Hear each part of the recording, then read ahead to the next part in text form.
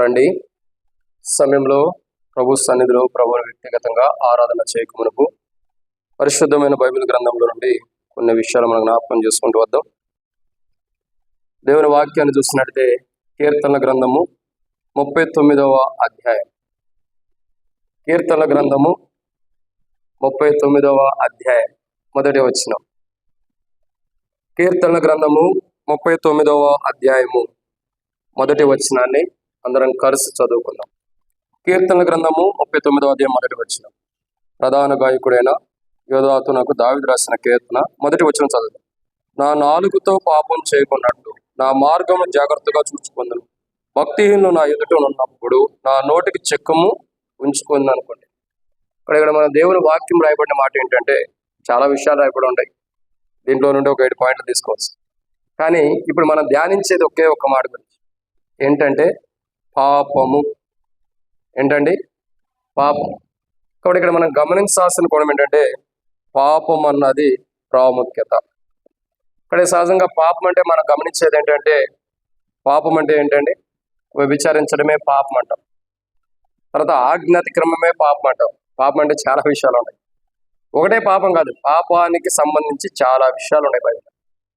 ఈరోజు మన దేవుడు మనకు బయలుపరిచిన కోణంలో 14 కోణాలు మాత్రమే మనం ధ్యానించుకుంటూ వస్తాం. ఎక్కువ ధ్యానించగానే 14 విషయాలు. దాంట్లో ఒక 7 విషయాలు ఆరాధనకు, ఒక 7 విషయాలు ప్రభువుల వల్ల. సో ఇక్కడ మనం గమనించాల్సిన కోణం ఏంటంటే దేవుని వాక్యం చెబుతున్నటువంటి మాట పాపము. సో దేని పాపం నుండి మానవుడిని ఆయన విడిపించాడు అంటే దేని పాపం నుండి, ఏ పాపం నుండి లేదా ఏ పాపం నుండి మానవుడిని ఆయన విడిపించాడంటే బైబిల్లో ఒక 7 విషయాలు మనం ధ్యానించవచ్చు. ఏ పాపం నుండి మానవుడిని దేవుడు విడిపించాడు అనేవి కొన్ని విషయాలు ఉన్నాయి. వాటిని మనం ధ్యానించడం మనకు ప్రభు నడిపింపక చిన్న ప్రార్థన. మమ్మల్ని మిక్కలికి ఎక్కువగా ప్రేమించిన ప్రియ పరలోకపు తండ్రి, పరిశుద్ధుడు అయిన దేవా, మీకు స్తోత్రాలు. మీరు ఇచ్చిన కృపకై మీకు వందనాలు తండ్రి. ఈ సమయంలో ప్రభా కొన్ని మాటల వాక్యం ధ్యానించబోతున్న సాయం చేయండి. దాసుడు కన్ను యజమానుడి వైపు చూస్తున్నట్లు, దాసుడు కన్ను యజమానుల వైపు చూస్తున్నట్లు మా కనులు మీ వైపు వీక్షిస్తుండగా మీరు సహాయం అనుగ్రహించి మహిమ పొందండి. దయచేసి నీ ప్రజల పక్షాన నీకున్న దయచొప్పున దయతను జ్ఞాపకం చేసుకోండి. నాతో మొత్తం మీరు మాట్లాడిన ప్రభా, నీ ప్రజలైన వారికి అవసరమైన మాట పరలోకలను అనుగ్రహించండి. కింద కూర్చున్న వారికంటే నేను యోగ్యుని కాదు, వారికంటే గొప్పవాడిని కాదు, అల్పుణ్ణి, అయోగ్యుని, నిష్ప్రయాసమైన దాసుని ఆయనను నీ కృపచేత మీరు జ్ఞాపకం చేసుకుంటున్నందుకే స్తోత్రాలు. ప్రభా, నిలబడబోతున్న సాయం చేయండి. నేను మట్టివాడిని అనుకుంటున్నా. తెరవబడిన ఆకాశం మాకు అనుగ్రహించి ఆకాశం ఇప్పి పడజలంతా విస్తారమైన నీ పరిశుద్ధాత్మను అభిషేకించండి.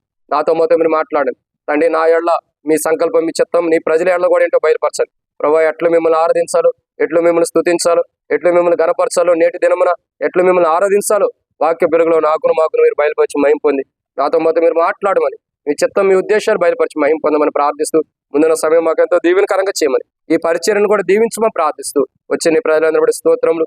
రావాల్సిన వారిని త్వరపెట్టి తీసుకురండి. మధ్య మార్గంలో ఉండే వారు సకాలం నడిపించండి. ఎవరికి అపాయాలు కీడు జరగకుండా సాయం చేసి ముందున్న సమయం మాకు ఎంతో దీవెనకరంగా చేయమని, ఈ పరిచర్యను దీవించమని ప్రార్థిస్తూ ముందున్న సమయం మాకు దీవెనకరంగా ఆశీర్వాదకరంగా చేయమని ప్రార్థిస్తూ ప్రభా అంతమాత్రం కాదండి మరొకసారి తెరవబడిన ఆకాశం మాకు అనుగ్రహించి ఆకాశం ఇప్పి పడజాలంతా విస్తారమని పరిశుద్ధాత్మను అభిషేకించండి. నాతో మాత్రం మీరు మాట్లాడి మహిమ పొందమని యేసు ప్రభు నామములో ప్రార్థిస్తున్నాను తండ్రి, ఆమేన్. ఇక్కడ దేవుని వాక్యాన్ని చూస్తున్నట్టు ప్రియులారా, బైబిల్లో రాయబడిన మాట పాపము. సో దేని పాపం నుండి మనల్ని ప్రభు విడిపిస్తాడు? ఆయన విడిపించాడంటే విడిపించాడు ఆల్రెడీ, ఇంకా మన పాపంలో లేదు. దేని పాపం నుండి లేదా ఏ పాపం నుండి ఆయన విడిపించాడంటే బైబిల్లో కొన్ని కోణాలు ఉన్నాయి. దాంట్లో మొదటి మాట రండి, దేవుని వాక్యాన్ని చూసినట్టే మొట్టమొదటి మాటను మనం చూస్తూ వద్దాం. కీర్తనల గ్రంథం దేవుని వాక్యం చూసినట్టే కీర్తనల గ్రంథం 5వ అధ్యాయం 5వ వచనం. కీర్తనల గ్రంథము 5వ అధ్యాయం 5వ వచనం. డాంబికులు నీ సన్నిధి నిలవలేరు. సరే, కాబట్టి ఇక్కడ మొదటి కోణాన్ని చూస్తాం. దేవుని వాక్యాన్ని జాగ్రత్త గమనించినట్టయితే దేని పాపం నుండి ఆయన విడిపించాడంటే ఇక్కడ రాయబడిన మాట పాపము చేయ వారందరూ నీకు అసహ్యం. అంటే ఆయనకి అసహ్యమైన పాపం చేసిన మనల్ని ఆయనకి అసహ్యమైన పాపములో నుండి మనల్ని విడిపించాడు. వాస్తవానికి ఇక్కడ రాయబడిన మాట ఏంటంటే పాపం చేయ వారందరూ నీకు అసహ్యులు. అంటే దేవునికి అసహ్యమైనది, దేవుడు అసహించుకునే పాపాన్ని మానవుడు చేస్తూ వచ్చాడు. ఇక్కడ ఈరోజు మన జీవితాన్ని గమనిస్తే, మన అనుభవాలు చూసినట్లయితే ఇప్పుడు రక్షించబడ్డాం, ఇప్పుడు అబ్బా తండ్రి అని ప్రభుని ఆరాధన చేస్తున్నాం, ఇప్పుడు ప్రభుని గణపరుస్తున్నాం, ఇప్పుడు ప్రభుని స్తుతిస్తున్నాం, ప్రభుని మహిమపరుస్తున్నాం.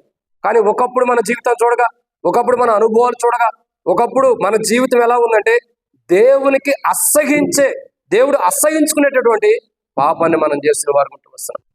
దేవుని దృష్టిలో దేవుడు మనల్ని అసహించుకునేలాగా, లేదంటే మనం చేసిన పాపమే దేవుడికి అసహ్యము పుట్టించాలంటే పాపాన్ని మనం చేసిన వారు ఉంటాం. చూడండి, ఇశ్రాయేలు ప్రజలు కూడా ఐగుప్తులో నుండి వచ్చిన తర్వాత మరి విగ్రహాన్ని తయారు చేసుకుని వాళ్ళు విగ్రహాన్ని ఆరాధన చేస్తున్న సమయంలో దేవునికి ఎంత అసహ్యం పుడుతూ వచ్చిందండి, ఎంత కోపం వస్తూ వచ్చిందండి. కారణం ఏంటి?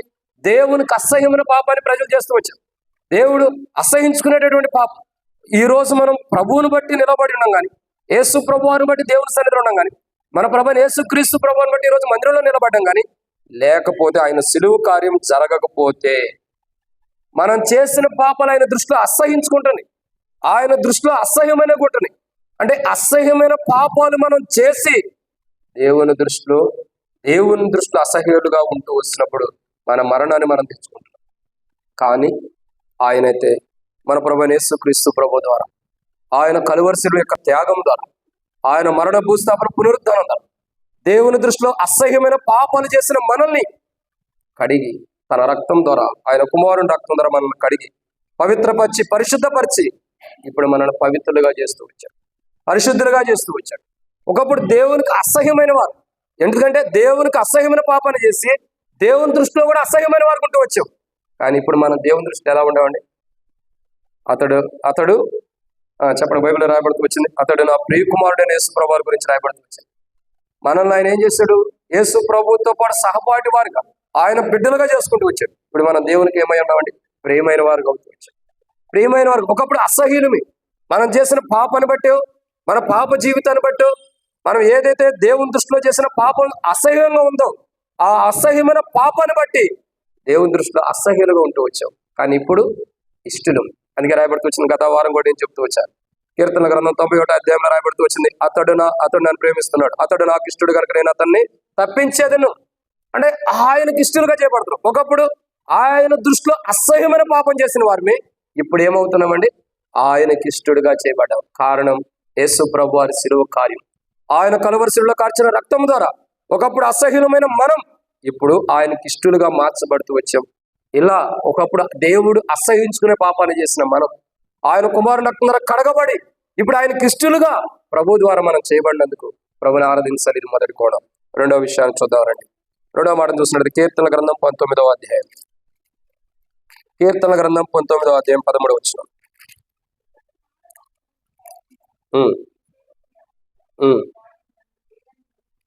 దురాభిమాన పాపములు పడకోకుండా నీ సేవకుని కాపు. కాబట్టి ఇక్కడ మనం చూస్తున్న రెండవదిగా పాపం, దురాభిమాన పాపం. సో దురాభిమాన పాపం అంటే అర్థం ఏంటంటే, ఇలాంటి పాపం దురాభిమాన పాపంలో నుండి మనల్ని విడిపించాడు. సో దురాభిమాన పాపం అంటే అర్థం ఏంటంటే, ఒక రకంగా చెప్పాలంటే మన జీవితంలో, మన యొక్క అనుభవంలో అనేకమైన విషయాల్లో కూడా, ఇంకా చెప్పాలంటే ఆరంభం నుండి దేవునిలో కాకుండా లోకంలో ఉంటూ దేవుని దృష్టిలోనే చేసినటువంటి పాపం. సో ఈ దురాభిమాన పాపం అన్నది చాలా భయంకరమైనది. ఎందుకంటే అది ఆరంభంతోనే మన జీవితంలో స్టార్ట్ అయింది. అది ఎంతో దారుణమైన స్థితిలోకి మనల్ని తీసుకెళ్తాం. ఇక్కడ ఈ దురాభిమాన పాపంలో పడిపోకుండా నన్ను కాపాడని దాసుడు ప్రార్థన చేస్తాను. కానీ ఇక్కడ గమనించాల్సిన విషయం ఏంటంటే, మనమైతే పడిపోయాం. ఆ దాసుడేమో నేను దురాభిమాన పాపంలో పడుకోకుండా నీ దాసుడు నేను సేవకుని కాపాడయ్యా అన్నాడు. కానీ మనమైతే దురాభిమాన పాపంలో పడిపోయిన వారం ఉన్నాం. దురాభిమాన పాపం అంటే ఇంకొక మాటలో అర్థం, చాలా అర్థాలు అండి. ఒక అర్థం చెప్పాలంటే అహంకారం వల్ల వచ్చే పాపం. ఏంటండి? అహంకారం వల్ల వచ్చే పాపం. ఇప్పుడు మనం కొండే సపోజ్ ఇక్కడ ఎవరైనా ఉంటే నేను తప్పుగా అర్థం చేసుకోవద్దండి. గవర్నమెంట్ జాబ్ ఎవరికైనా ఉందా? లేదు కదా? ఉందా? అయితే కష్టం. పోనీ బాగా ధనవంతులు ఎవరైనా ఉన్నారు అక్కడ? ఉంటే దేవుని మందిరానికి దశమ భాగం ఇవ్వాలి, అది కష్టం. ఇంకా చాలా విషయాలు ఉన్నాయి. ఓ మాట చెప్పాలంటే అహంకారం అన్నది ఇంకా మన భాషలో అర్థమయ్యేటట్టు చెప్తాం. అంటే మనకు అర్థమే కొండలో. ఇప్పుడు నేను విశ్వాసిని అన్న, మీరు ఎప్పుడు రక్షించబడ్డానంటే 40 సంవత్సరాల క్రితం అయ్యా తుఫాను వచ్చినప్పుడు రక్షించబడ్డాను. మరి అప్పుడున్న మార్గం, అప్పుడున్న విశ్వాసీతం ఇప్పుడు ఉండదు. మనకున్న అహంకారం ఏంటి? నేను విశ్వాసిని ఎప్పుడో రక్షించబడ్డా. కానీ ఉండాల్సిన క్రైస్తవ జీవితం, ఉండాల్సిన విశ్వాస జీవితం ఉండదు. ఒక అర్థం కావడం చెబుతున్నాను. ఒక ధనవంతుడు ఉండాలి, నాకు ధనం ఉంది, నేను ధనవంతుడిని, నాకేంటి? ఒక గవర్నమెంట్ జాబ్ ఉన్న వ్యక్తి ఉన్నాడు, నాకేంటి, నేను గవర్నమెంట్ జాబ్. అంటే మనకు ఒక అహంకారం అనేది ఉండేది. అంటే కొంతమంది తగ్గింపుదనం ఉండేది, వారి గురించి నేను చెప్తాను. అహంకారం అనేది ఒక ఎగ్జాంపుల్ మీకు చెప్తున్నా, తప్పుగా అర్థం చేసుకోవద్దు, అందరూ మంచివాడు, చాలా మంచివాడు. కాబట్టి అహంకారం అనేది నాకు ఇది ఉంది, నాకేంటన్న అహంకారం. సో దురాభిమాన పాపం అంటే అహంకారం వల్ల వచ్చే పాపం. ఈరోజు మన జీవితాలు, ఈరోజు మన అనుభవాలు చూసినట్టయితే అహంకారం వల్ల మనం ఎన్నో పాపాలు చేస్తున్న వారు కొన్నాం. ఒకటి కాదు, ఒకటే చేసింది. ఎన్ని పాపాలు చేస్తూ వచ్చామో మనకున్న అహంకారాన్ని బట్టి ఎన్నెన్నో పాపాలు చేస్తూ వచ్చాం. మనం అహంకారాన్ని బట్టి చేస్తున్న ప్రతి పాపంలో నుండి ఆయన విడిపించాడు. ఆయన కుమారుని రక్తం ద్వారా, ఆయన కుమారుని రక్తం ద్వారా విడిపించిన వాడుకుంటాడు. ఒకటే మనకు అహంకారం, ఒకటే చెప్పండి. కొద్దిగా తెల్లగా ఎవరైనా సహోదరి ఉందనుకోండి, నేను అందగత్తిని, నేను అందం కలిగినాను. కొద్దిగా అబ్బాయి అందంగా ఉన్నాడు అనుకోండి, నేనే అంత అందమైన వాడు. ఇది కూడా అహంకారమే, అహంకారమే. ఓ మంచి పొజిషన్, మంచిగా చదువుకున్నాం అనుకో, నా అంత తోడు ఎవరు చదువుకోలేదంట. అంటే అహంకారం అనేది మనలో ఏదో కోణంలో వచ్చింది. ఒక చదువు విషయంలో, అంద విషయంలోనో, డబ్బు విషయంలోనో, అర్హత విషయంలోనో, పదవి విషయంలోనో, లేదా ఉన్న జాబ్ విషయంలో ఏదో కోణంలో మానవుడి జీవితంలో అహంకారం అనేది ఖచ్చితంగా వచ్చింది. కానీ యేసుప్రభు వారికి ఎక్కడ అహంకారం ఉంది చెప్పండి? నాకు తెలిసి ఆయన భూమి మీద జీవించిన సంవత్సరాల్లో ఒక్క చోట కూడా ఆయన అహంకారంగా ప్రవర్తించినట్టు ఎక్కడ లేదు. ఇంకా ఒక్క చోట ఒక మాట అంటాడు, అది అహంకారంతో కూడింది కాదు, మానవుడు తెలియపరచడానికి అంటాడు, నేను నా తండ్రిని వేడుకున్న ఎడల సేనాలు పంపగలడు. అది అహంకారంతో చెప్పలా, నాకు శక్తి ఉంది కానీ దాన్ని ఆశ్రయించట్లా. నేను నా తండ్రి ద్వారా నేను పురుగోపులు కలిగి నేను పంపించబడి దేవదూతలు వచ్చి నా తండ్రి ద్వారా వచ్చి ఇది యుద్ధం చేయగలరు, కానీ నేను అది కాదు కోరుతుంది, నేను యుద్ధం చేయాలి. అంటే అక్కడ కూడా అహంకారం లేదు, అహంకారం కాదు. నా మందిరం సమస్త ప్రార్థన మందిరం అనబడిను, మీరు దాన్ని దొంగలకు ఒకగా చేశారు. అక్కడ కూడా అహంకారం లేదు, అహంకారం లేదు. ఎక్కడుంది అహంకారం? సాత్వికుడు, దీనం కలిగిన వాడు, దీనస్తుడు, ఇంకా రిక్తుడిగా చేయబడిన వాడు, లోపం లేనివాడు. ఎంత గొప్పవాడు. అహంకారమే లేదు. మన జీవితంలో చూస్తే ఒక్కసారి బైబిల్ చదివితే బైబిల్ మొత్తం నాకు తెలుసు అన్నట్టు. మొత్తం అంటే మనకి ఎంత అహంకారం ఉండదో కదా, నాకు మొత్తం బైబిల్ తెలుసు అంటాం. వాస్తవానికి మనం అహంకారమే. అంటే దురాభిమానం పాపం, అంటే అహంకారం వల్ల వచ్చే పాపం. మన జీవితాలు ఎన్నో ఉన్నాయి. ఆ అహంకారం, దురాభిమాన పాపం అంటే అహంకారం వల్ల వచ్చే ప్రతి పాపంలో నుండి మన ప్రభువైన యేసుప్రభు వారు విడిపించి, ఇప్పుడు మనం అహంకారులు కాకుండా, గర్విష్ఠులుగా కాకుండా, గర్విష్ఠులకి ఏమొచ్చిందండి? నాశనానికి ముందర ఏమొచ్చింది? అదే కదా. సో మనం గర్విష్ఠులు కాకుండా, అహంకారులు కాకుండా, మన నాశనాన్ని మనం తెచ్చుకోకుండా, మనం సంతోషంగా దేవుని రాజ్యంలో ఉండాలని మన ప్రభువైన యేసుప్రభు వారు సిలువ కార్యం మన కొరకే చేశాడు. తద్వారా దురాభిమాన పాపం అనగా అహంకారం వల్ల వచ్చే పాపంలో నుండి మనల్ని విడిపించిన వాడు ఉన్నాడు. ఇది రెండవ కోణం. మూడవదిగా దేని పాపం నుండి మనం విడిపించాడు ఆయనంటే, రండి దేవుని వాక్యాన్ని చూద్దాం. మూడవ మాట, యోబు గ్రంథము 15వ అధ్యాయం 35వ వచనం. యోబు గ్రంథం 15వ అధ్యాయం 35వ వచనం. యోబు గ్రంథం 15వ అధ్యాయం 35వ వచనం.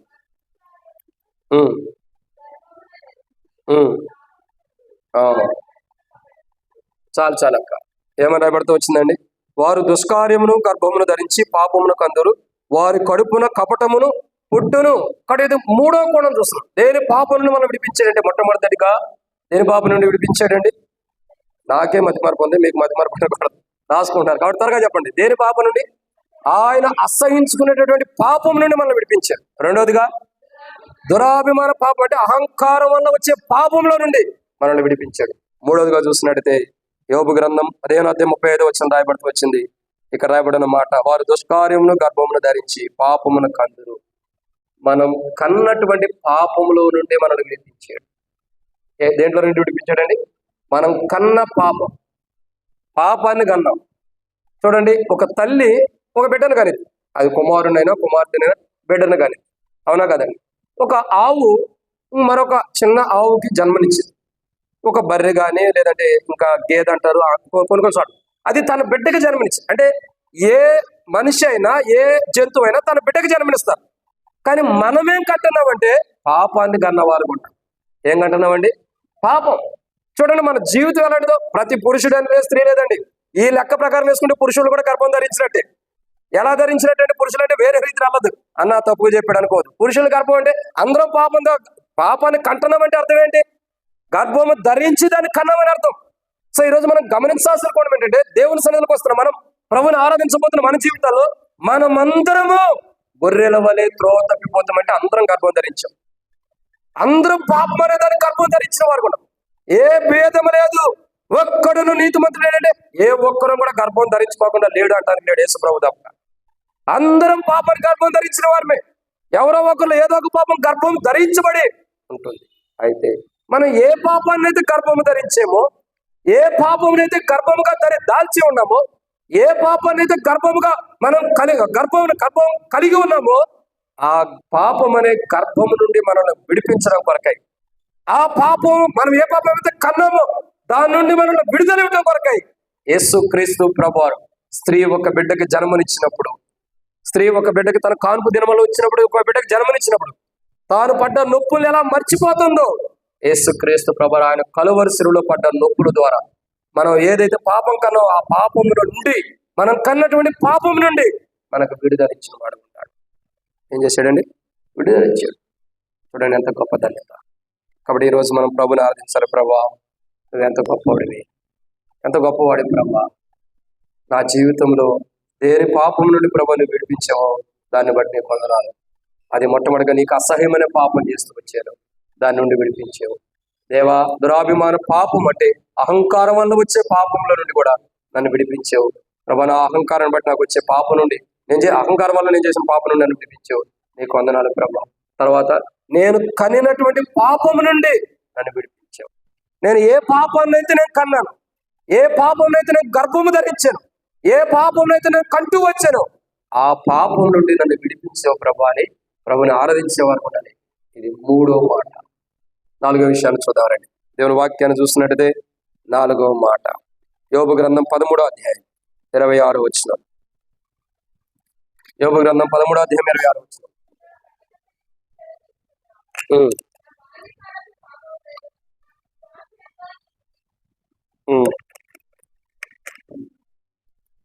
కాబట్టి ఇక్కడ మనం చూస్తున్న ఎన్నో మాట అండి ఇది. 4. మొట్టమొదటిగా ఎలాంటి పాపం నుండి ప్రభు విడిపించాడు? ఆయనకు అసహ్యమైన పాపం మనం చేసిన దాని నుండి విడిపించాడు. 2, దురాభిమాన పాపం అంటే అహంకారం వల్ల వచ్చే పాపం నుండి విడిపించాడు. 3, మనం కన్నటువంటి పాపం, ఏ పాపాన్ని అయితే మనం కన్నామో దాని నుండి విడిపించాడు. ఇది 3. 4వదిగా చూసినట్టే రండి దేవుని వాక్యాన్ని చూస్తున్నాం. యోబు గ్రంథం 13వ అధ్యాయం 26వ వచనం రాయబడుతూ వచ్చింది, బాల్యకాలపు పాపముల నుండి విడిపించాడు. సో బాల్యకాలపు పాపములు అంటే ఏంటి? ఒక మాట చెప్పాలంటే చిన్నతనంలో చేసిన పాపాలు, ఇంకా చెప్పాలంటే యవ్వన ప్రాయంలో చేసిన పాపాలు అని కూడా చెప్పచ్చు. ఏ పాపాలండి? చిన్నతనంలో చేసిన పాపాలు, తర్వాత యవ్వన ప్రాయంలో చేసిన పాపాలు. ఇంకా బాల్యకాలపు పాపాలు అంటే ఓ రకంగా చెప్పాలంటే అవగాహన లేనప్పుడు చేసిన పాపాలు. అర్థమవుతుందండి? అవగాహన లేనప్పుడు చేసిన పాపాలు. సో మన బాల్యము, యవ్వనము, ఇంకా అవగాహన లేనప్పుడు అంటే మధ్యస్థిమితే. ఒక మాట చెప్పాలంటే చిన్నపిల్లలకి ఏం తెలియదు, మంచి అంటే చెడు అంటే మనం చెప్పేదాకా వాళ్ళకు ఒక అవగాహన వచ్చేదాకా, ఊహ వచ్చేదాకా కూడా వాళ్ళకి తెలియదు. సో మట్టి అంటే దాని గురించి వివరం తెలియదు, కానీ దాన్ని తెలియస్తారు. అంటే వాళ్ళకు ఒక అవగాహన రాదు, వచ్చిన తర్వాత వేరు. సో ఇక్కడ బాల్యకాల పాపాలంటే చిన్నతనము, యవ్వనము, సరైనటువంటి మధ్యస్థిమితి లేదు కానీ, లేదంటే సరిగా అనుభవం లేనటువంటి అనుభవం ఉన్నప్పుడు చేసిన పాపములు. చిన్నప్పుడు ఎన్ని పాపాలు చేసాం అవి లేకుండా, యవ్వన ప్రాయంలో ఎన్ని పాపాలు చేసాం అవి అసలు తల వెంట్రుకంటే విస్తారమైన, తల వెంట్రుకల కంటే విస్తారమైన పాపాలు. చూడండి, మన బాల్యకాలపు పాపములు అంటే ఎంత దారుణమైన పాపాలు మనం చేస్తున్నాము, ఎంత భయంకరమైన పాపాలు చేస్తున్నాం. మనం అనుకోవచ్చు, నేను బాల్యకాలంలో మందిరానికి వెళ్ళాను, చిన్నతనం నుంచి దేవుని సన్నిధిలో మా తల్లిదండ్రులు నడిపిస్తే వెళ్ళాను, మందిరానికి వెళ్ళాను అనుకుంటాం. ఈరోజు మందిరానికి వెళ్ళి కూడా నేను డైరెక్ట్ చెబుతున్నాను, ఎంతో మంది సేవకులు పిల్లలు కూడా పాపాలు చేసేవాడు ఉన్నారు, లేరండి? అంటే ఆడపిల్లలు ఉండే సేవకులు ధన్యులే అంటే నాకు ఉండాలని కాదు, సహజంగా చెబుతున్నా. ఎంతోమంది మగ పిల్లలే తాగుడు తిరుగుడు తిరిగేవాళ్ళు ఎంతమంది లేరు, చెడు సేవతలు కలిగిన వారు. సో ఇక్కడ గమనించాల్సిన కోణం ఏంటంటే బాల్యకాలపు పాపం, చిన్నతనంలో మనం చేసిన ప్రతి పాపం నుండి కూడా ఆయన విడిపించాడు. మనం అనుకోవచ్చు గతం గతహ అంటాం. ఏమంటామండి? గతం గతహ అయిందేదో అయిపోయిందంటాం. ఏం అవలా, ఆయన దృష్టిలో లెక్కించుంది. గతం గతహ ఎలా అయింది? ఆయన దృష్టిలో లెక్కించుంది కదా. ఆజ్ఞాత క్రమమే పాపం అన్నప్పుడు ఒక్కదాన్ని ఆయన విడిచిపెట్టినప్పుడు ఆ ఒక్కడు కూడా చూడండి, బైబిల్ రాయబడుతూ వచ్చింది, ఆయన మాటలు ఒక్కటైనను పొల్లైనను పోదని రాయబడినప్పుడు మనం చేసిన పాపాలు ఎలా పోతే? బాల్యకాలంలో మనం చేసిన పాపాలు అయిపోయినాయి అన్న, యవనంలో తెలుసో తెలివి చేసిన పాపాలు పౌలు అన్నట్టు చెప్పేస్తాం. ఏమని? నేను తెలియక చేసింది కాబట్టి కనికరించబడుతుంది, నేను కూడా అంతే అంటాం. ఆయన ఒప్పుకున్నాడు, మనం ఒప్పుకున్నావా? ఆయన ఒప్పుకున్నాడు, మనం ఏది ఒప్పుకుంది? అందుకే మనం గమనించాల్సిన కోణం ఏంటంటే, బాల్యకాలపు పాపములు అనగా చిన్నతనములు మనం చేసిన పాపాలు, యవన ప్రాయములో తెలిసి తెలియనటువంటి వయసులో, అవగాహన లేని వయసులో, సరైన మతి స్థిమిత లేని వయసులో మనం చేసిన ప్రతి పాపమును నుండి కూడా మనకు తెలియపోవచ్చు, మనం మర్చిపోయి ఉండొచ్చు, కానీ ఆయన విడిపించాడు. అర్థమవుతుందండి? చిన్నప్పుడు ఏం పాపం చేసాం గుర్తుందా? గట్టి పాపాలు గుర్తుంటాయి. ఏంటా గట్టి పాపాలు అంటే, నాయన అమ్మ కొట్టారు చూసారా మనం చేసిన పాపాలు అదే గుర్తుంటాయి. ఇంకా అంతమంది ఏం చేసామో ఆ తర్వాత ఏం చేసామో గుర్తుండవు. చిన్నప్పుడు యవన ప్రాయంలో కూడా ఏదైతే నష్టపోయామో, ఏదైతే ఎదురు దెబ్బ జరిగిందో ఆ పాపమే గుర్తుండే తప్ప దాని ముందర దాని తర్వాత ఏం పాపం చేసామో గుర్తుండవు. కానీ ప్రతి పాపం కాలపు పాపంలో అనగా చిన్నతనంలో, యవన ప్రాయంలో, తెలిసి తెలియని స్థితిలో మనం చేసిన ప్రతి పాపం మనకు అవగాహన ఉండా లేకపోయినా, మనకు గుర్తు లేకపోయినా, మనం మర్చిపోయిన ప్రతి పాపం నుండి ఆయన మనల్ని విడిపించిన వాడు ఉంటాడు. అందుకే రాయబడుతూ వచ్చింది, యేసు రక్తం ప్రతి పాపం నుండి పవిత్రులుగా చేయను. ఆయన రక్తమే మరింత ఉగ్రత నుండి తప్పించడం, నిశ్చయంగా రక్తం కడగబడి మరింత నిశ్చయంగా ఉగ్రత నుండి తప్పించబడుతున్నాం. ఏదైతే బాల్యకాలం మనం మర్చిపోయి ఉండొచ్చు. అందుకే చాలా మంది అంటారు, గూగుల్ ఇప్పుడు కొట్టినట్టయితే ఏదైనా హిస్టరీ ఇచ్చేస్తుంది. ఇప్పుడు మేము ఉండం, ఈ వర్తమానం చెప్పిన తర్వాత యూట్యూబ్లో పెడతారు, మీరు అందరూ చూస్తారు. మీరు మర్చిపోవచ్చు, నేను మర్చిపోవచ్చు, కానీ యూట్యూబ్ మర్చిపోదు. ఏం చేసింది? తిరిగి మనకి ఇచ్చింది. మనం కొట్టినప్పుడల్లా అవకాశం ఉండే పలానా రోజు ఏ వర్తమానం చెప్పాడంటే మొత్తం లిస్ట్ ఇచ్చింది. అట్లాగే దేవుని దగ్గర అంతే ఉంది. ఈ గూగులే మానవుడు సృష్టించింది ఎంత ఉంటే, ఇంకా దేవుని జ్ఞానం, దేవుడు రికార్డింగ్ చేసింది ఎలా ఉంటుంది చెప్పండి. దేవుని 7 నేత్రాలు లోకమంతా సంచారం చేస్తున్నాయని చెప్పని ప్రకటన గ్రంథంలో ఘోషిస్తుంది. ఆయన 7 నేత్రాలు లోకమంతా సంచారం చేస్తున్నాడు. ఏది మిస్ అవ్వదు, ఏది మిస్ కాదు. ఒకసారి సీసీ కెమెరా లేదని రికార్డింగ్ అయి ఉంటే, ఎవరైనా తప్పు చేసిన వాళ్ళు ఆ సీసీ కెమెరాకి సంబంధించిన వాళ్ళు ఉంటే దాన్ని ఎర్రర్ చేసేస్తారు, డిలీట్ చేస్తారు. కానీ ఆయన డిలీట్ చేయడు. ఆయన దగ్గర అంత తేటగా ఉంది, ఏది మర్చిపోవడానికి వెళ్ళదు. అంతా కూడా తేటగా, స్వచ్ఛమైనదిగా, క్లియర్ గా చూపిస్తాడు. నాకు చేసి పెద్ద తెర వేస్తాడు, మనకంటే పెద్ద తెర వేసి చూపిస్తాడు. అయ్యా ఇది మీ పాపం చేసి, తప్పు చేసి, ఇది చేసామని చెప్పి. అప్పుడు ఏం చేస్తాం ఇంకా తెల్ల మొక్కలు వేసుకుని, ఇప్పుడు చూడండి, ఎవరు నేను తప్పుగా అంటలేదు, అపార్థం చేసుకోవద్దు, అందరూ మంచివాడు. ఇప్పుడు చూడండి, నల్లగా ఉండాలి, అలాంటి వాళ్ళు ఉండాలనుకోండి, లేకపోతే సేవకురాల్లాగా నల్లగా ఉండాలనుకోండి, ఇంకా వేరే వాళ్ళు అంతే తిడతారు. మమ్మల్ని అంటే మంచిది, మాకులాగా సేవకురాల్లాగా నాకులాగా నల్లగా ఉండాలనుకోండి. మేము తెల్లగా రావడానికి ఏం చేస్తున్నాం? మన కొరకు కొన్ని పార్లర్లు ఓపెన్ చేయబడ్డాయి. అది ఇంతకుముందు ఎక్కడ నుండి, మనకు ఆ పితృల దినాలు ఎక్కడ నుండియా? ఇప్పుడు చూడండి ఏమున్నాయండి పార్లర్లు. ఏం పార్లర్లు? ఐస్ క్రీమ్ పార్లర్లు కాదు, బ్యూటీ పార్లర్. క్రైస్తవులు కూడా దాని దగ్గర పోతారు. అరే రక్షించబడ్డావు, మారుమోసు పొందావు, జీవితం మార్చబడింది, నీ తల్లిదండ్రుల విశ్వాసులు, నీ తల్లిదండ్రులు దేవుని బిడ్డలు, నీ తల్లిదండ్రులు ఎంతో ఆత్మీయంగా ఎదిగిన వారు, కానీ బ్యూటీ పార్లర్కి వెళ్ళి ఫేస్ ప్యాక్ వేసుకుంటాం. అది కాస్త ఉండిద్దా అంటే అది దరిద్రం కొద్దీ అట్టగా అయిపోయింది. రాజేసి ఒక ప్రాంతంలో ఒక చోట ఫంక్షన్ హాల్లో వివాహం జరుగుతుంటే ఒక గొప్ప దాసుడు వివాహం చేస్తున్నాడు, వర్తమానం చెబుతున్నాడు. దానికి ముందర జరిగిన సంభాషణ ఏంటంటే, సహజంగా ఫస్ట్ పెళ్లి కుమారుని తీసుకెళ్ళి మనం కూర్చోబెడతాం ప్రార్థన చేసి స్టేజ్ మీద. తర్వాత పెళ్లి కుమార్తెని గొర్రెపిల్ల వాత్సం పాట పాడుకుని మనకు అదో కానవైతే కదా. ఎవరైనా చచ్చిపోతున్న పరవశిని పాట పాడుతాము, పెళ్ళి ఎప్పుడేమో గొర్రెపిల్ల వాత్సం పాట పాడుతాం, మన కానవైతే. ఏ పాట అయినా పాడుకోవచ్చు, ఎప్పుడైనా పాడవచ్చు. కాబట్టి మనకు అదో కానవైతే ఆచారం. కాబట్టి ఏం జరిగిందంటే, పెళ్లి కుమారుని కూర్చోబెట్టారు, ప్రార్థన చేశారు, పాటలు పాడుతున్నారు. పెళ్లి కుమార్తెని తీసుకురండి అంటే తీసుకొస్తున్నారు. అదో ఫంక్షన్ హాల్ పెళ్లి అయితే అంత దూరం నుండి అమ్మాయి వస్తా ఉండగా పెళ్లి కుమారుడు ఇక్కడి నుంచి చూస్తుంటే ఈయన కదలికలు మారిపోతున్నాయి. అబ్బాయి ఎందుకు కదలికలు మారుతున్నారంటే, పెళ్లి సంబంధానికి వెళ్ళి చూసిన ఆమె కాదు, ఆమె వేరు. ఇప్పుడు వచ్చే ఆమె వేరు, పెళ్లికి ఈయన చూసిన ఆమె వేరు. సరే ఈయనకేం దుర్బుద్ధి పట్టిందంటే, ఎవరైతే పెళ్లి చేసేసుకున్నాం డిసైడ్. ఎందుకంటే ఈయన పెళ్లి సంబంధానికి వెళ్ళినప్పుడు ఆమె నల్లగా ఉంది, ఇప్పుడు తెల్లగా ఉంది. ఓన్లీ నేను పెళ్లి సంబంధానికి వెళ్ళినప్పుడు నల్లటామని చూసినప్పుడు తెల్లటామ దొరుకుతుందని పెళ్లి చేసుకోవడానికి ఇష్టపడ్డాడు. అంత దూరం నుండి ఆమె వచ్చింది. ఆయన అనుమానంగానే ఉన్నాడు, కానీ పెళ్లి అయితే చేసుకోవడానికి సిద్ధపడ్డాడు. ఇంకేం మాట్లాడతాడు? తెల్లటామ వస్తుందని పెళ్లి చేసుకోవడానికి సిద్ధమయ్యాడు. వచ్చాడు, కూర్చున్నారు. కొద్దిగా డౌట్ గానే ఉంది, అక్కడ మాట్లాడుకున్నా డౌట్ గానే ఉంది. కాకపోతే ఏంటంటే వేలేసి ఉంది, ముసుకేసి ఉంది కదా, గట్టి వేలేసి ఉంది అది కూడా. సరే ఏం చేస్తారక కూర్చున్నారు. ఈయన నాలాంటి ఆయన ఒక అరగంట చెప్పమంటే గంట చెప్పాయన వాక్యం చెబుతా ఉంటాడు. దరిద్రం కొద్దీ కరెంట్ పోయింది. ఆమె వేసుకున్నటువంటి శారీ ఏమో, కట్టుకున్న శారీ ఏమో లైట్ క్రీమ్ కలర్ సరే. కరెంటు పోయింది, కూలర్లు ఆగిపోయినాయి, ఫ్యాన్లు ఆగిపోయినాయి, అన్నీ ఆగిపోయినాయి. కరెంటు కూడా పోయి అమ్మటే రాలా, ఓ పావు గంట దాకా రాలా. ఇప్పుడు స్టార్ట్ అయింది అస్సలైన మ్యూజిక్. ఇప్పుడు స్టార్ట్ అయింది. ఏంటి? చెమటలు పడుతున్నాయి. ఈ చెమటలు కొంచెంసేపు పట్టేదానికి చెమటల్లో నుండి ఏం కాలిందంటే ఫేస్ బ్యాక్ మొత్తం గారిపోయి శారీ మీదకి వచ్చింది. ఈ క్రీమ్ కలర్ శారీ కాస్త కలర్ శారీ అయిపోతుంది. అప్పుడు పెళ్లి కుమారుడికి అర్థమైంది, ఓహో నేను చూసింది కరెక్ట్ ఏమైరానికి. ఎందుకంటే వేషధారణ నిజమైంది కాదు, ఏదో ఒక రోజు బయటకు వచ్చేదే, ఏదో ఒక రోజు బయటకు వచ్చేది అది. కానీ ఇక్కడ గమనించాల్సిన కోణం ఏంటంటే, ఎన్నో మాట అండి ఇది? 4 6 4 ఇంకా చాలా ఉంటాయి. కాబట్టి ఏదో ఒక రోజు వేషధారణ బయటకు వస్తుంది. ఆమె చూడండి బ్యూటీ పార్లర్కి వెళ్ళింది, మాకు ఫేస్ ప్యాక్. పొరపాటును కూడా ఇక్కడ అలాంటి వాళ్ళు మిమ్మల్ని గురించి కాదు, 2 చేతులెత్తి మీకు వందనాలు చెప్తాను. నాకు అసలు మీరు వేసుకుంటే ప్యాక్ వేసుకుంటారు లేదు నాకు తెలియదు అమ్మా. పొరపాటు చూద్దాం మళ్ళీ నా గురించి చెప్పాడు సేవ కూడా అనుకోవద్దు. కొంతకాలం నేను ఇక్కడ సేవ చేయను కాబట్టి అట్లా అనుకోవద్దు. కాబట్టి ఆ ఫేస్ ప్యాక్ చేసుకుని వస్తుంటే ఎందుకు ఆ వేషధారణ? కరెంటు పోయింది, నిజమైన బ్రతుకు బయటపడలా, యథార్థమైన బ్రతుకు బయటపడలా. అందరూ అంటున్నారు, అవ్వా ఏమైనా ఏంటి ఎట్టేసుకొచ్చింది, ఏంది ఏమేంటి పెళ్లి కూతురు ఏంటి పెట్టి ఉందేంటి, ఆ చీర మొత్తం చూడు కలర్ అయిపోతుంది. ఎంత అవమానం, ఎంత అవమానం, ఎంత బాధకరమైన విషయం.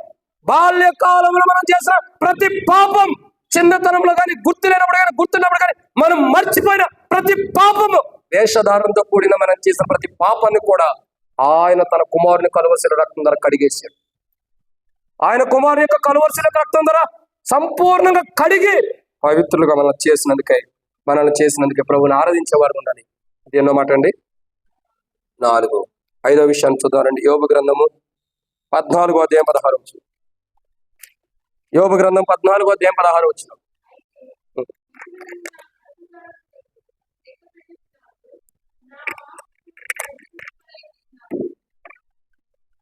అక్క యోబు గ్రంథము 14వ అధ్యాయం 16 వచ్చిన. అయితే నీవు నా అడుగు జాడలను లెక్క పెట్టి ఉన్నావు, నా పాపములను. అది కాబట్టి ఎన్నో మాట అండి ఇది? 5వదిగా. సో దేని పాపం నుండి ఆయన విడిపించాడు? ఇప్పుడు చెప్పండి, 4 విషయాలు చెప్పండి. మొట్టమొదటిగా చదివేస్తే ఉండమతిపోయిందంటండి, ఎక్కువ చదివితే ఉండమతిపోయిందంట. డాక్టర్ బిఆర్ అంబేద్కర్ గారు ఎడ చదివాడు? అందుకే చెప్పండి. మొట్టమొదటిగా దేని పాపం నుండి ఆయన విడిపించాడు? దేవుని దృష్టిలో అసహించుకునేటటువంటి పాపం నుండి. 2 దురాభిమాన పాపము అనగా అహంకారం వల్ల వచ్చే పాపం నుండి. 3 అందరూ గుంపులో ఏదన్నాడు చెప్పొద్దండి, పెద్ద స్వరం ఎవరిదో వాళ్ళు చెప్పండి. మనం కరిన పాపంలో నుంచి విడిపించాడు. 4 బాల్యకాలపు పాపం నుండి విడిపించాడు. నేను గత ఆదివారం ఒక మాట చెప్పాను, మనకు మందిరంలో ఉన్న స్వరం కాదు ఇంటికాడ ఉన్న స్వరం కావాలని చెప్పాను. అర్థమవుతుందండి? మందిరంలో ఏమంటాము? అసలు చీమ కూడా చావనట్టుగా మనం చదువుతాం మందిరంలో బైబిల్. ఇంటికాడైతే ఈ గ్లాస్ అటు పెడితే తేడా చేసారా, ఇక ఆ స్వరం ఎట్లా వచ్చిద్దో మనకు అది కావాలి మందిరంలో. కాబట్టి ఇక్కడ 4వ కోణం ఏంటంటే బాల్యకాలపు పాపం. 5వదిగా ఇక్కడ రాయబడుతుంది దేని పాపం నుండి ఆయన మనం విడిపించాడంటే ఆయన దృష్టిలో ఎలాంటిదండి? ఆయన సహించలేనటువంటి పాపం. ఆయన ఏ పాపం చేస్తే సహించలేడో ఆ పాపము నుండి మనం చేసాము, కానీ దాని నుండి మనం విడిపించాడు. ఆయన ఈ పాపం చేస్తే సహించలేడు. అసలు దేవుడు సహించలేని పాపం ఏంటి చెప్పండి? దేవుడు సహించలేని పాపం ప్రాముఖ్యమైనది ఉంటుంది. నేను తప్ప వేరే దేవుడు లేడు నీకు, ఏ రూపంలో నువ్వు, అసలు అదంటే దేవుడు సహించలేడు. మరి మనం చేసామా లేదా? మీకే అర్థం కావాలి. ఆయన్ని విడిచిపెట్టి అదే ఒక మాట చెప్పాలంటే ఆయన్ని విడిచిపెట్టి ఏ రూపం చేసుకోకూడదంటే ఎన్ని రూపాలు చేసుకోలేదు, చివరికి యేసు ప్రభు రూపం కూడా చేసుకున్నాం. ఏ రూపం అండి? యేసు ప్రభు రూపాన్ని కూడా చేసుకున్నాం. సిలువను చేసుకుంటాం, దానికి మొక్కుతాం. యేసు ప్రభు బొమ్మను చేసుకుంటాం, దానికి మొక్కుతాం. బొమ్మల్లో యేసు ప్రభు ఉండడా? ఆయనే స్పష్టంగా చెప్పాడు, అవి చెవులుండి వినలేవు, నోరు ఉండి మాట్లాడలేవు, ముక్కు ఉండి వాసన చేయలేవు, చేతులుండి కదలికలు, కాళ్ళు నుండి కదలలేవు. అంటే ఆ బొమ్మలకు మనం ఆరాధన చేసిన వారు. ఆయన అసహించుకునే పాపాన్ని మనం చేసాం. ఆయన ఏది చూస్తే అసహించుకుంటాడు, మానవుల్లో ఏ పాపం చూస్తే ఆయన అసహించుకుంటాడు. ఆ పాపాన్ని మనం చేసి దేవుని దగ్గరకు వచ్చాం. దేవుని దగ్గరకు వచ్చేమో రాలేదా తర్వాత ఆయన అసహించుకునే పాపాన్ని మనం చేసాం. ఆయనను తన కుమారుని కృప ద్వారా యేసుక్రీస్తు ప్రభువారిని బట్టి దేవుడు అసహించుకునే పాపాన్ని మనం చేసిన ఆయన మనల్ని అసహించుకోవట్లా. అందుకే యెషయా గ్రంథం 53:12 రాయబడుతూ వచ్చింది. దినమెల్లి మన కొరకు ఆయన ఏం చేస్తున్నాడండి? విజ్ఞాపన చేస్తున్నాడంట. అయ్యా, నేను మిమ్మల్ని అసహించుకోను. అసహించుకునే పాపం చేశారు ఒకప్పుడు. ఒక కోణంలో అయితే మిమ్మల్ని అసహించుకోవాలి, కానీ నా కుమారుడు మీ కొరకే కలువరిశిలో ప్రాణం పెట్టడం ద్వారా ఇక నేను అసహించుకోను. దాని అర్థం ఏంటంటే, ఆది కాండంలో మనం చూసినట్టే జలప్రళయం వచ్చిన తర్వాత దేవుడు ఏం మాట్లాడతాడండి? మరలా మరో కుమారు ఎలాంటి పరిస్థితి నేను భూమి మీదకి తీసుకురానంటాడు. ఎందుకు? ఆల్రెడీ ప్రజలు పడ్డ బాధను దేవుడు చూశాడు, ఆ పరిస్థితిని దేవుడు చూశాడు. అదే రీతిలో మానవుడి జీవితంలో ఏదైతే అసహించుకునేటటువంటి విషయాలు మానవుడు పాపం చేస్తూ వచ్చాడో అది మరలా ఒకసారి చేస్తే దేవుని తీర్పు వస్తుంది కాబట్టి, ఆ తీర్పు రాకుండా నా కుమారుడు శిలువలో బలి అయ్యాడు కాబట్టి ఇక నేను మరలా మీ ఎడల ఏం చేయడండి? అసహించుకోవాలి. వాస్తవానికి మనల్ని చూస్తే దేవుడు అసహించుకోవాలి, కానీ ఈరోజు మనం చూస్తే దేవుడు అసహించుకోవట్లేదు. ఎందుకని? ఇంకా ఓర్పుతో ఉంటున్నాడు, సహనంతో ఉంటున్నాడు, ప్రేమిస్తున్నాడు. దానికి రీజన్ యేసు ప్రభువారి శిలువ కార్యం. ఆయన చేసిన శిలువ కార్యము ద్వారా మనల్ని ఏం చేస్తున్నాడు? ఆయన అసహించుకోకుండా. మనమైతే ఆయన అసహించుకునే పాపాలే చేసాం, దాంట్లో 100% డౌటే లేదు. ఆయన అసహించుకునే పాపాలు మనం చేసాం, కానీ ఆయనైతే మెడ నెబ్బుట్టిదమ్మా కొద్దిగా అనవచ్చు. కాబట్టి ఆయనైతే ఏం చేశాడండి? ఆయన అసహించుకునే పాపాలు మనం చేసిన ఆ పాపం నుండి మనం ఏం చేశాడండి? విడిపించిన వాడు ఉన్నాడు. దానిని బట్టి మనం ప్రభుని ఆరాధించే వారు ఉండాలి. ఆయన అసహించుకునే లాంటి పాపం, ఆయన అసహించుకునే పాపాన్ని మనం చేసాం. అయినప్పటికీ ఆయన అసహించుకునే పాపాన్ని మనం చేసిన తన కుమారుని కలువరిశిలువ ద్వారా మనల్ని కడిగాడు కాబట్టి, ఆ రక్తం ద్వారా కడిగాడు కాబట్టి ఇప్పుడు మనల్ని అసహించుకోకుండా మనల్ని కౌగిలించుకుంటున్నాడు. దేవుడు లోకాన్ని ఎంతో ప్రేమించాను, అసహించుకోవాల్సిన వాడు ప్రేమించాడు, కౌగిలించుకుంటున్నాడు. కోడి తన పిల్లలు తన రెక్కల కింద కాపాడినట్లు ఆయన కాపాడుతున్నాడు. అసహించుకోవాల్సిన వాడు ఇప్పుడు ఏం చేశాడండి? కుమారుని శిలువ కార్యం ద్వారా కౌగిలించుకుంటున్నాడు. ఆయన రెక్కల కింద మనల్ని కాపాడుతున్న వాడు ఉన్నాడు. ఎంత గొప్ప ధన్యత! నువ్వు నాకు వద్దు అని అసహించుకోవాల్సిన వాడే నువ్వు నాకు కావాలని తన రెక్కల కింద మనల్ని కాపాడుతున్నాడంటే ఎంత గొప్ప ధన్యత! ఆయన అసహించుకునే పాపం మనం చేసిన దాని నుంచి మనల్ని విడిపించాడు కాబట్టి ప్రభుని ఆరాధించే వారికి ఉండాలి. ఇది ఎన్నో మాట అండి. 6వ విషయం చూద్దాం రండి. దేని పాపం నుండి ఆయన మనల్ని విడిపించాడంటే 6వ మాట రండి. యోబు గ్రంథం 34వ అధ్యాయం 31వ వచనం. యోబు గ్రంథం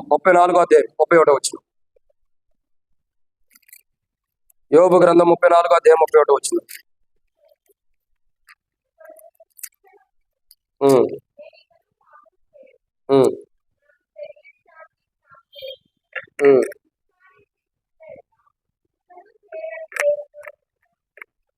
చాలు కాబట్టి ఇక్కడ మనం చూస్తున్న ఎన్నో మాట అండి ఇది.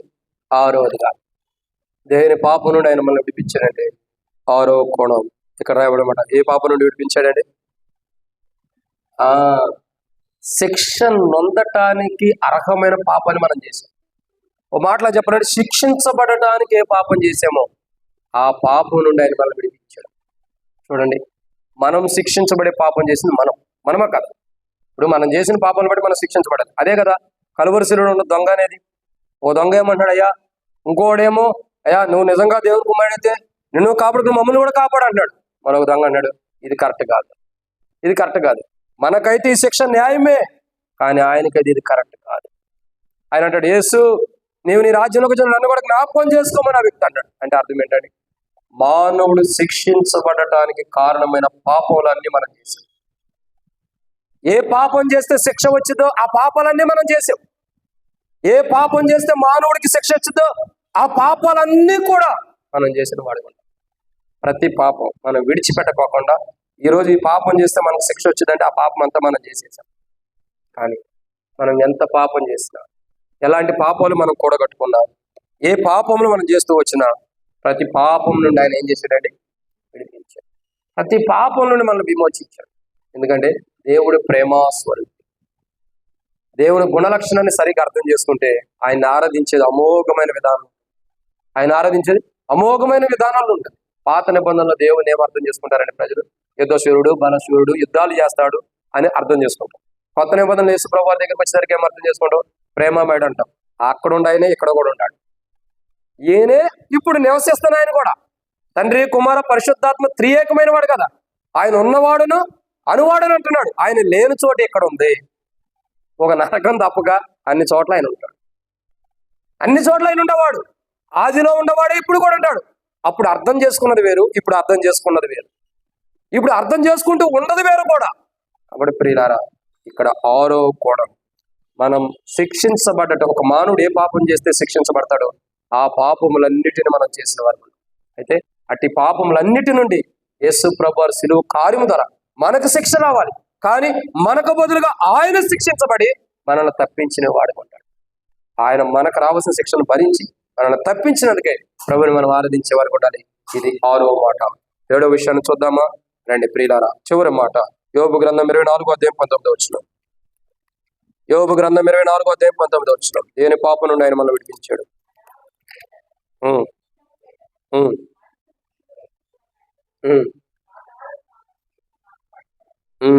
పాతాళం పాపం చేసిన వారిని అది. ఇక్కడ 7వ కోణం.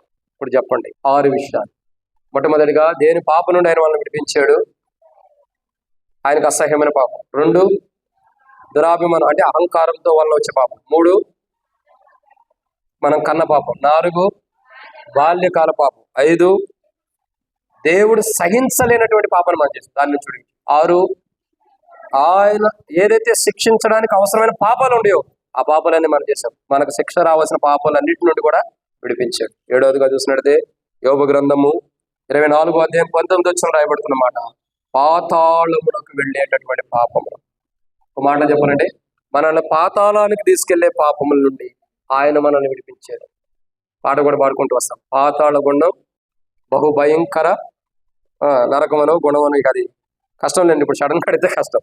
కాబట్టి పాతాళానికి తీసుకెళ్లే పాపం అంటే మనల్ని పాతాళానికి లాక్కెళ్లే పాపం నుండి ఆయన మనల్ని విడిపించాడు. ఇప్పుడు చెప్పండి, నా పాపాలను బట్టి నేను పాతాళానికి వెళ్ళిపోతున్నాను అన్నవాడు చేతులెత్తండి. నా పాపాలను బట్టి ఇప్పుడు నేను పాతాళానికి వెళ్ళిపోతున్నాను అన్నవాడు చేతులెత్తండి. నా మాట అర్థమైందా లేదండి? నా పాపమును బట్టి నేను పాతాళానికి వెళ్ళిపోతున్నాను అన్నవాడు చేతులెత్తండి గట్టిగా. నా పాపములు బట్టి ఇప్పుడు నేను పాతాళానికి వెళ్ళిపోతాను అన్నవాడు చేతులెత్తండి. ఎట్ట చేతులు ఎత్తారు అక్క? నేను చెప్పంగానే రేపు ఎవడన్నా వచ్చేదాన్ని చెప్పంగానే నమ్మేస్తారా? మీ పాపాలను బట్టి ఇప్పుడు మీరు నరకానికి ఎదిగలుగుతారు చెప్పండి. పాతాళానికి విడిపించబడారు లేదా? విడిపించబడిన తర్వాత ఇప్పుడు ఎట్ట వెళ్తారు? మళ్ళీ చెప్పంగానే ఎమ్మటే చేతులు ఎత్తేస్తున్నారు. ఎట్ట వెళ్తారు? ఆల్రెడీ విడిపించబడ్డారు కదా, ఇంకెట్ట వెళ్తారు మీరు నరకానికి? చెప్పండి. మీకు నరకం ఉందా అంటే ఇంకా పాపం చేస్తున్నారని.